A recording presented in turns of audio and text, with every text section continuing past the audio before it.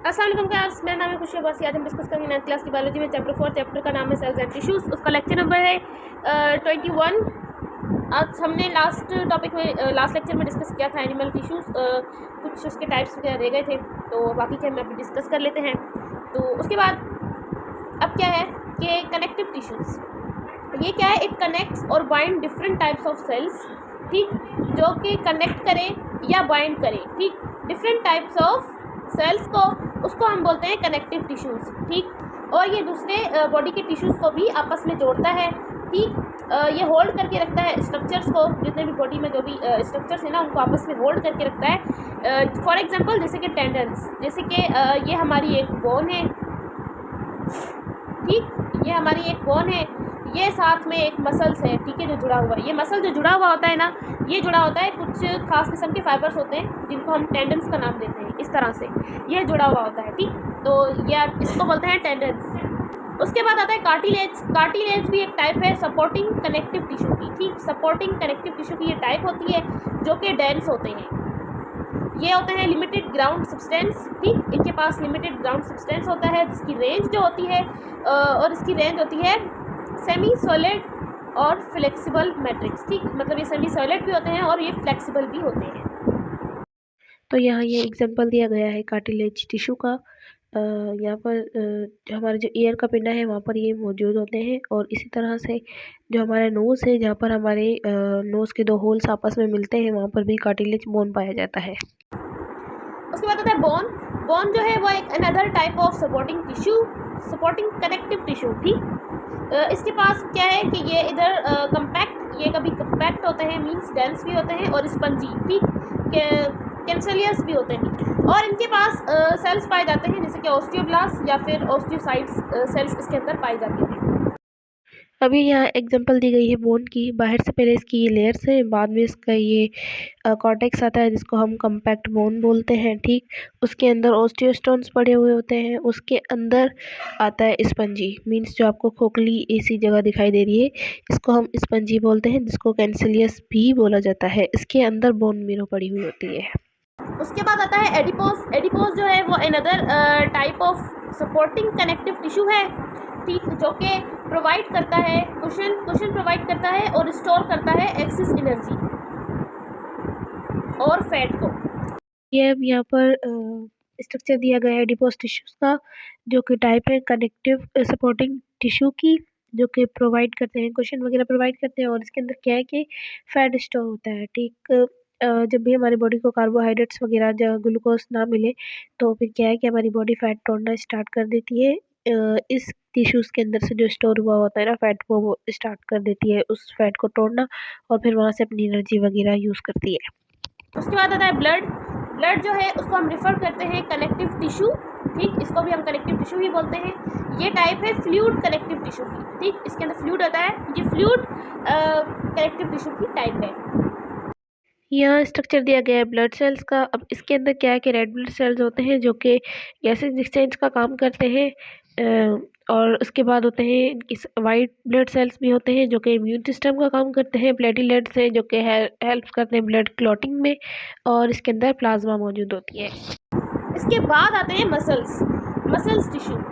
Muscles tissue जो है ना, उनके अंदर सेल्स पाए जाते हैं, ठीक, उनके अंदर सेल्स होते हैं और जो कि रिस्पॉन्सिबल होते हैं कॉन्ट्रैक्शन की मसल्स की, ठीक, जो कि मसल्स को कॉन्ट्रैक्ट करवाते हैं, कॉन्ट्रैक्शन और रिलैक्शन का काम करवाते हैं। अब इसके बाद there are 3 types of muscular tissues. 3 types के मस्कुलर टिश्यूज़ होते हैं, कार्डिक, स्मूथ, स्केलेटन।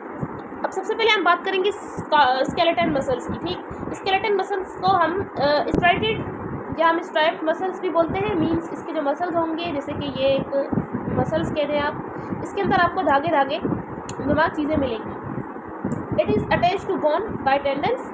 ये जैसे मैंने पीछे आपको बताया कि टेंडन्स क्या है, ठीक है, ये बोन्स के साथ अटैच होते हैं बाय टेंडन्स, जैसे कि ये बोन है, ठीक, ये एक बोन है, यहाँ पर ये मसल है, ये अटैच हुआ होगा हमारी बोन के साथ, टेंडन्स के साथ ऐसे अटैच हुआ होगा, ठीक। Example muscles in your legs and arms, ठीक, जो हमारे लेग्स में मसल्स होते हैं वो भी टेंडन्स के साथ अटैच होते हैं, और हमारे जो आर्म में मसल होते हैं वो भी टेंडन्स के साथ अटैच होते हैं, ठीक।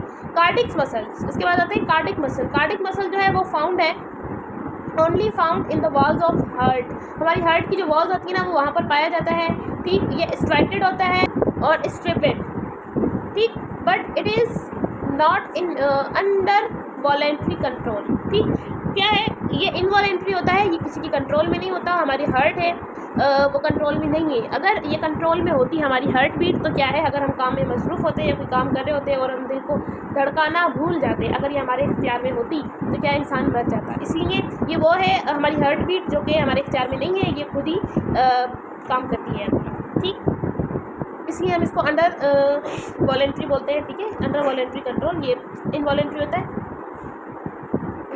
उसके बाद आता है स्मूथ मसल। स्मूथ मसल जो है वो found in the walls of blood vessels. जो हमारी छोटी छोटी रगें होती हैं, ठीक है, जो हमारे ब्लड वेजल्स हैं हमारी में से, उनकी वॉल्स में पाया जाता है smooth muscles, as well as उसके साथ ही the walls of digestive tract. जो हमारा डाइजेस्टिव ट्रैक्ट की वॉल्स है वहाँ पर पाया जाता है। हमारा जो यूट्रस है वहाँ पर पाया जाता है, एंड यूरिनरी ब्लैडर, और जो हमारा यूरिनरी ब्लैडर है वहाँ पर पाया जाता है, and various other internal structure, और जितने भी बाकी के इंटरनल स्ट्रक्चर्स हैं वहाँ पर भी स्मूथ मसल्स पाए जाते हैं। इट इज़ अनस्ट्राइप्ड, ठीक। इसके मसल्स के अंदर धागेनुमा चीज़ें आपको नहीं मिलेंगी, जैसे कि मैंने ऊपर बताया स्ट्राइटेड या स्ट्रिप्ड मतलब धागेनुमा चीज़ें मिलेंगी, ठीक। ये अनस्ट्राइप्ड होते हैं, ठीक, या फिर हम इसको अनस्ट्रेटेड भी बोलते हैं। इसके अंदर धागेनुमा चीज़ें नहीं मिलेंगी।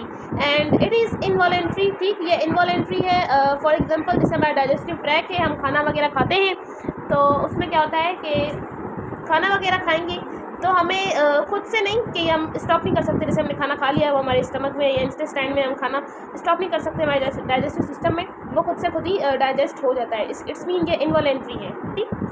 ये इमेज दी गई है टाइप ऑफ मसल्स की, तो क्या ये कार्डिक मसल है और स्केलेटन मसल है। स्मूथ मसल्स हैं, तो कार्डिक और स्केलेटन मसल है वहाँ पर आपको स्ट्रेटेड होंगे, वहाँ पे आपको फाइबर्स वगैरह या धागेनुमा चीज़ें दिखाई दे रही हैं, और जो स्मूथ मसल्स हैं वहाँ पर नहीं होंगे क्योंकि वो अनस्ट्रेटेड होते हैं, वहाँ पर धागेनुमा या फाइबर्स ऐसी चीज़ें नहीं होती।